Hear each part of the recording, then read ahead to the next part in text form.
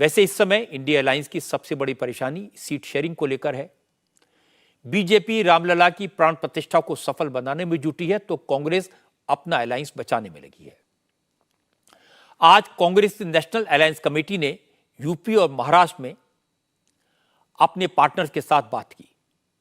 Meeting से बाहर आकर सारे नेताओं ने यही कहा, ऑल इज वेल, कोई झगड़ा नहीं है, सीटों का बंटवारा आराम से हो गया। लेकिन किसी ने यह नहीं बताया कि कौन कितनी सीटों पर लड़ेगा। मुझे पता चला कि महाराष्ट्र में उद्धव ठाकरे की पार्टी सबसे ज्यादा सीटों पर चुनाव लड़ सकती है। महाराष्ट्र में सीटों के बंटवारे को लेकर जो मीटिंग हुई उसमें कांग्रेस की नेशनल अलायंस कमेटी के मेंबर अशोक गहलोत और मुकुल वासनिक के अलावा महाराष्ट्र कांग्रेस के अध्यक्ष Nana Patole, former chief minister Ashok Chavan और पूर्व मंत्री बालासाहब थोराट भी शामिल हुए। शिवसेना की तरफ से संजय राउत और नितिन राउत आए, वहीं एनसीपी की तरफ से जितेंद्र आव्हाड आए। 2 घंटे से ज्यादा चली बैठक के बाद संजय राउत सभी नेताओं के साथ बाहर आए और ऐलान किया कि महाराष्ट्र में अलायंस पक्का है, सभी दलों के बीच सहमति बन गई है, कोई मतभेद नहीं है। लेकिन जब उनसे पूछा गया कि आखिर सीटों के बंटवारे का क्या फॉर्मूला बना, तो संजय राउत ने कहा कि सारी सीटें महा विकास अघाड़ी को मिल रही हैं और प्रकाश अंबेडकर भी इसमें शामिल हैं। मैं बहुत ही संक्षिप्त में इतना ही कहूंगा कि ये पूरे संघर्ष का जो दौर चल रहा है उसमें हम सब एक साथ हैं, एक साथ रहेंगे, एक साथ चुनाव लड़ेंगे और महाराष्ट्र एक ऐसा राज्य बनेगा जहां ज्यादा से ज्यादा सीटें इंडिया गठबंधन के हम चुन कर लेके आएंगे। हमारे में कोई मतभेद नहीं है। सीट शेयरिंग में सभी सीट पर 1 to 1 बात हो गई है और लगभग हमारी सबकी सहमति उस पर हो गई है। बोलिए कितने सीटों पर कितने? वो आंकड़ा बाद में आ जाएगा, आंकड़े बाद में लगाएंगे हम। वंचित बहुजन आघाड़ी के बारे में हमारे विस्तार से चर्चा हो गई और ये सभी की ये मान्यता है कि प्रकाश अंबेडकर जी और उनकी वंचित बहुजन आघाड़ी को हम महाविकास आघाड़ी और इंडिया गठबंधन में शामिल कर लेंगे। महाविकास आघाड़ी को सभी सीटें मिल रही है, इंडिया गठबंधन को किसी एक पार्टी को नहीं। मुझे पता चला कि उद्धव ठाकरे महाराष्ट्र में बिग ब्रदर की भूमिका चाहते हैं, सबसे ज्यादा सीटें लड़ना चाहते हैं। वहीं कांग्रेस का तर्क है कि टूटने के बाद, टुकड़े होने के बाद शिवसेना के पास वैसी ताकत नहीं बची जो पहले थी, इसलिए उनका दावा ठीक नहीं है। इस मामले में एनसीपी ने बीच का रास्ता अपनाया। एनसीपी के जितेंद्र आव्हाड ने कहा, मीटिंग में तय हुआ कि जो जिस सीट पर जीत सकता है उस पार्टी को वही सीट मिलेगी। ही गोष्ट खरी आहे की शिवसेनेची मागणी आहे, पण शिवसेनेचं तेवढं बल पण आहे। त्यामुळे जरी तसं असलं तरी उद्धव ठाकरेंचं आमचं व्यवस्थित बोलणं झालेलं आहे। जागा वाढवायच्या म्हणून वाढवायच्या नाही, तर जी जागा जो जिंकू शकेल त्याला द्यायला पाहिजे असं। शिवसेना और एनसीपी से बातचीत के बाद कांग्रेस के नेता अपने अध्यक्ष मल्लिकार्जुन खड़गे से मिले। अशोक चव्हाण और मुकुल वासनिक ने उन्हें मीटिंग में हुए डेवलपमेंट के बारे में जानकारी दी। कांग्रेस की दिक्कत यह है कि वो गठबंधन को भी बचाए रखना चाहती है और अपनी प्राइमरी पोजीशन भी बनाना चाहती है। इसीलिए कांग्रेस के बड़े नेता खुलकर सीटों के बंटवारे पर नहीं बोल रहे। संजय राउत के 23 सीटों पर लड़ने के बयान पर महाराष्ट्र कांग्रेस के अध्यक्ष नाना पटोले ने कहा, न तो कांग्रेस की तरफ से किसी ने सीटों के नंबर्स पर बयान दिया और न ही उद्धव कुछ बोले। बाकी नेताओं की बातों को सीरियसली लेने की जरूरत नहीं है।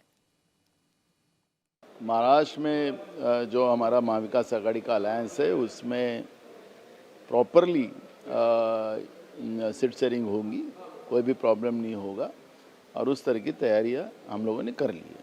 तो क्या शिवसेना 23 सीटों पर चुनाव लड़ेगी, जिस तरह की बात उनके नेता पब्लिक प्लेटफॉर्म्स पर भी कह रहे हैं? नहीं, अब देखो, 2 चीज़ें, हमारे भी दल में कुछ नेता अलग अलग जगह की डिमांड करते हुए आपने देखा है, लेकिन हमारे तरफ से हमने उस तरह का कोई भी वक्तव्य नहीं किया। उद्धव जी हो या पवार साहब हो या हम लोगों ने हो, ऐसे कोई वक्तव्य नहीं किया है। जो होगा बैठ के डिसाइड हम करेंगे, कोई प्रॉब्लम महाविकास आघाड़ी में नहीं आएगा। इस तरह की भी खबरें आ रही कि कांग्रेस पार्टी कम से कम 18 सीटों पर तो चुनाव लड़ना चाहती है। क्या कोई आंकड़ा कांग्रेस पार्टी ने अपने लिए तय? नहीं, हमने कोई आंकड़ा तय नहीं किया। हमने मेरिट के आधार पर हमने महाराष्ट्र में बीजेपी को परास्त करने का एक डिज़ाइन बनाई है उसके आधार पर ये पूरी रणनीति बनी जाएंगी और कोई भी प्रॉब्लम महाविकास आघाड़ी के सीट शेयरिंग में नहीं होगा। अगर विरोधी दलों के अलायंस को किसी राज्य से सबसे ज्यादा उम्मीद है तो वो महाराष्ट्र है। हालांकि शिवसेना और एनसीपी दोनों के टुकड़े हो चुके हैं, महाराष्ट्र में गठबंधन की सरकार जा चुकी है, पर वहां चोट खाए हुए शरद पवार और उद्धव ठाकरे बीजेपी को हराने के लिए सब कुछ दांव पर लगाने के लिए तैयार हैं। वो किसी भी कीमत पर महाराष्ट्र में जीतना चाहते हैं, क्योंकि दोनों नेताओं के लिए और उनकी पार्टियों के लिए अस्तित्व को बचाने का सवाल है। महाराष्ट्र के अलावा आज समाजवादी पार्टी के साथ भी कांग्रेस अलायंस कमेटी की मीटिंग हुई। इस बैठक में समाजवादी पार्टी की तरफ से रामगोपाल यादव शामिल हुए। यूपी कांग्रेस के अध्यक्ष अजय राय और आराधना मिश्रा ने हिस्सा लिया। उत्तर प्रदेश में समाजवादी पार्टी और कांग्रेस में दो बातों को लेकर मतभेद हैं। कांग्रेस चाहती है कि मायावती को गठबंधन में शामिल किया जाए, जबकि अखिलेश इसके विरुद्ध है। दूसरा मामला सीट शेयरिंग का है। कांग्रेस उत्तर प्रदेश की 40 सीटों पर दावा कर रही है, जबकि अखिलेश कांग्रेस को 10 से ज्यादा सीटें देने को तैयार नहीं है। आज की बैठक में उत्तर प्रदेश की 80 सीटों को लेकर चर्चा हुई। बैठक से निकलने के बाद रामगोपाल यादव ने कहा, बहुत जल्द सीटों का फॉर्मूला निकल जाएगा, 12 जनवरी को अगली बैठक होगी। मायावती को लेकर रामगोपाल ने कहा कि मायावती ने खुद इससे बाहर जाने का फैसला किया था, अब उनके अलायंस में शामिल होने का सवाल कहां उठता है। कितनी सीटों पर चर्चा हुई सर? सीटों सब पे हुई चर्चा। हाँ। कितनी सीटों सर, क्या फॉर्मूला क्या तैयार हुआ? क्या फॉर्मूला कुछ नहीं, जो प्रगति होगी वो आपको जल्दी पता चल जाएगी। वो बसपा को इंडिया गठबंधन में लाने की कोशिश है। ये उनसे पूछो, हमसे नहीं पूछते। सर आप भी इंडिया अलायंस के इम्पोर्टेंट। इस पर मुझे कुछ नहीं कह रहा, क्योंकि मैं बहन जी के साथ समझौता कर चुका हूँ और उन्होंने ही एक तरफा उसे तोड़ा था। All of you know it. इसलिए अब मैं क्या कहूँ। सर ये बताइए कि अगली बैठक कब होगी और मतलब अगली बैठक 12 को जल्दी सब हो जाएगा, डोंट वरी। तो कोई लड़ाई नहीं, कोई मनमुटाव? कोई मनमुटाव देखा नहीं किसी के। देखो चले, देखिए सलमान साहब जा रहे हैं और लोग जा रहे हैं, they are all happy. Congress के अलायंस कमेटी के मेंबर सलमान खुर्शीद ने कहा, अभी सीटों को लेकर फाइनल डिसीजन नहीं हुआ है। आज उत्तर प्रदेश की 80 सीटों को लेकर शुरुआती बातचीत हुई। ये समझने की कोशिश हुई कि किस सीट पर कौन सी पार्टी जीत सकती है। मायावती पर सलमान खुर्शीद ने कहा वो अलायंस का हिस्सा नहीं है, इसलिए उन पर आज की बैठक में कोई बात नहीं हुई। कोई डिसीजन नहीं हुआ। हमारी अच्छी मीटिंग हुई। एक दूसरे के साथ बातचीत करना भी अनिवार्य होता है। बातचीत करें, एक दूसरे को समझें, एक दूसरे के साथ हम जुड़ें और उसके बाद बैठकर समझौता करें कि कहाँ कौन कैसे कैसे लड़कर जीत सकता है, कहाँ हम किस तरह से जीत सकते हैं, वो हमारी प्राथमिकता है। इस पर दोनों ओर से जो थोड़ा बहुत हमको होमवर्क करना है वो हम करके तैयारी में 2-3 दिन बाद फिर से बात करेंगे। बीएसपी अभी इंडिया अलायंस में नहीं है, कहीं दूर, तो इसलिए हमारा मैंडेट सिर्फ इंडिया अलायंस की पार्टी से बात करने का है और किसी पार्टी से भी बात करने का। मायावती को गठबंधन में शामिल करने को लेकर दिल्ली में कांग्रेस और समाजवादी पार्टी के नेता बोलने से बचते रहे, लेकिन अखिलेश ने अपना रुख थोड़ा नरम किया। अखिलेश ने आज पार्टी विधायकों और पूर्व विधायकों के साथ लखनऊ में एक मीटिंग की थी। मुझे पता चला कि उसके मुताबिक इस बैठक में अखिलेश ने पार्टी के नेताओं से मायावती का सम्मान करने को कहा। अखिलेश ने कहा कि मायावती सीनियर लीडर हैं, इसलिए उनके बारे में कोई गलत सलत बात न बोली जाए। मीटिंग के बाद अखिलेश ने मीडिया से बात की। प्रेस कॉन्फ्रेंस में अखिलेश ने खुलकर कहा, कांग्रेस के साथ सीट शेयरिंग के इशू पर भी बोले। उन्होंने अमेठी और रायबरेली की सीटों को लेकर भी बयान दिया और कहा कि उन्होंने अपनी पार्टी के नेताओं को बता दिया है कि वो किसको कहां से चुनाव लड़वाना चाहते हैं। अमेठी और रायबरेली की सीटें कांग्रेस अपने लिए चाहती है, पर अखिलेश ने कहा कि उनकी पार्टी के कार्यकर्ता अमेठी और रायबरेली में चुनाव लड़ने की तैयारी कर रहे हैं। हमारे विधायकों ने बहुत हमें राय दी है अमेठी रायबरेली को लेकर के भी। हमारे पार्टी के विधायक जो चुनाव जीते हैं उन्होंने सुझाव और राय दे दी है, उस पर हम विचार करेंगे। जो प्रत्याशी समाजवादी पार्टी के हैं उन्हें पता है कि वो प्रत्याशी हैं। दिल्ली में जो बातचीत हो रही है उसमें पार्टी की तरफ से सुझाव दे दिए जाएंगे और उनसे सुझाव भी मांग लिए जाएंगे। पीडीए के साथ साथ और भी फार्मूले इसमें लगाए जाएंगे। इसमें तो कोई शक नहीं कि उत्तर प्रदेश में बीजेपी का मुकाबला करने के लिए अखिलेश यादव सबसे मजबूत हैं। यूपी में कांग्रेस का कोई खास अस्तित्व नहीं बचा है और जहां तक मायावती का सवाल है, उनको लेकर सबके मन में अविश्वास है। माना जाता है कि वो सामने जो भी करें, पर्दे के पीछे से मायावती समाजवादी पार्टी और कांग्रेस को नुकसान पहुंचाने के लिए काम करेंगी। इंडिया अलायंस के अंदर डेडलॉक बिहार को लेकर भी है। बिहार में कौन कितनी सीटों पर लड़ेगा, इस पर बात अटकी हुई है। जेडीयू 17 से कम सीटों पर मानने को तैयार नहीं है। नीतीश कुमार को कन्वीनर न बनाए जाने को लेकर जेडीयू की नाराजगी साफ साफ दिखाई देने लगी है। जेडीयू के महासचिव केसी त्यागी ने आज साफ साफ कहा, बीजेपी से लड़ना है तो गठबंधन को तेजी से काम करना होगा। जिस तरह से सीटों के बंटवारे को लेकर देरी हो रही है, वो बिल्कुल ठीक नहीं है। केसी त्यागी यही नहीं रुके, उन्होंने पीएम फेस के लिए खरगे का नाम आगे करने पर भी सवाल उठाया। केसी त्यागी ने कहा कि नीतीश की वजह से ही अलायंस तैयार हुआ, लेकिन उनके खिलाफ अलायंस के कुछ लोग साजिश कर रहे हैं। केसी त्यागी ने कहा, जब यह तय हो चुका था कि गठबंधन का कोई चेहरा नहीं होगा, तो ममता और केजरीवाल ने खरगे का नाम आगे करने की चालाकी क्यों दिखाई? कुप्रचार भी चलाया जा रहा है कि जैसे जनता दल यू या नीतीश कुमार जी गठबंधन के संयोजक या प्रधानमंत्री का चेहरा होना चाहते हैं। नीतीश कुमार किसी भी प्रधानमंत्री पद के लिए, संयोजक पद के लिए किसी से कम क्षमता और योग्यता नहीं रखते, लेकिन हमने कभी कोई शर्त नीतीश जी को कोई पद देने के लिए नहीं लगाई। रोज नए नए तरीके से अखबारों में समाचार जो है संचालित किए जाते हैं, प्रकाशित कराए जाते हैं। जब ममता दीदी दिल्ली आई थी तो वो केजरीवाल जी के आवास पर उनसे मुलाकात करने गई थी। उसके बाद दोनों नेताओं ने, आपके चैनल पे खबर चली है इसलिए भी कह रहा हूं, ममता बनर्जी ने मीटिंग से एक दिन पहले सार्वजनिक तौर पर घोषणा की कि इंडिया गठबंधन का कोई चेहरा नहीं होगा। अगले दिन बैठक में अचानक वो खड़े होकर के सार्वजनिक तौर पर आपके भी चैनल पे दिखाई दे रही थी। उन्होंने कहा, खड़गे जी बहुत अच्छे रहेंगे।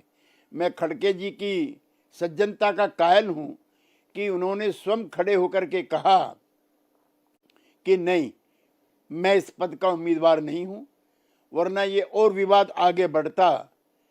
और उसके बाद केजरीवाल जी जो किसी के भी चेहरे बनाए जाने के खिलाफ हैं, उन्होंने भी इसका समर्थन किया।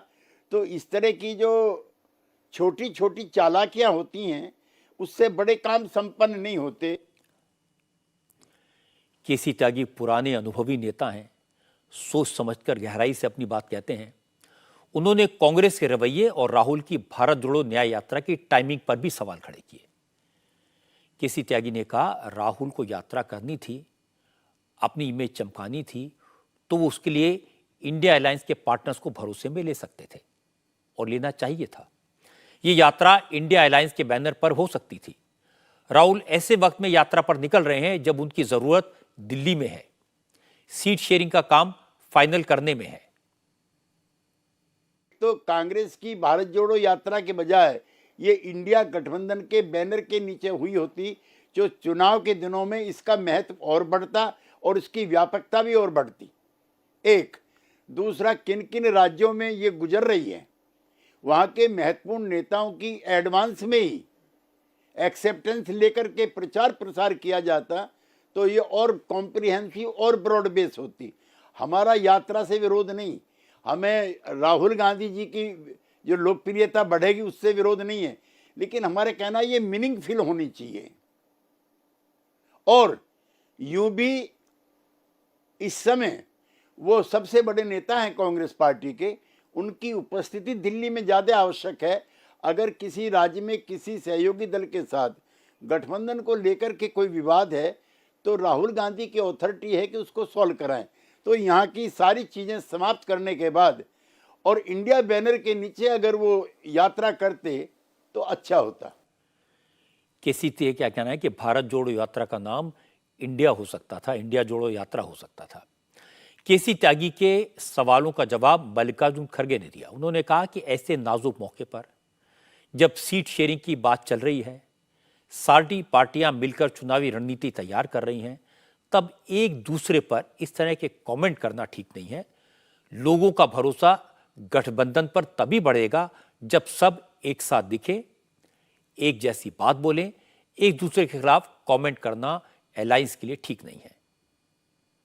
हम तो कोशिश कर रहे हैं सब मिलके काम करें और जो इंडिया अलायंस की जो एकता है वो बरकरार रखें और सभी नेता एक वॉइस में बात करें और एक दूसरों के खिलाफ बात करने में कोई फायदा नहीं है।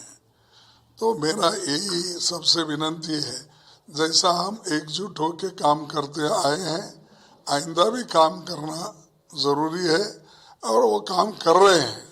तो मैं चाहूँगा कि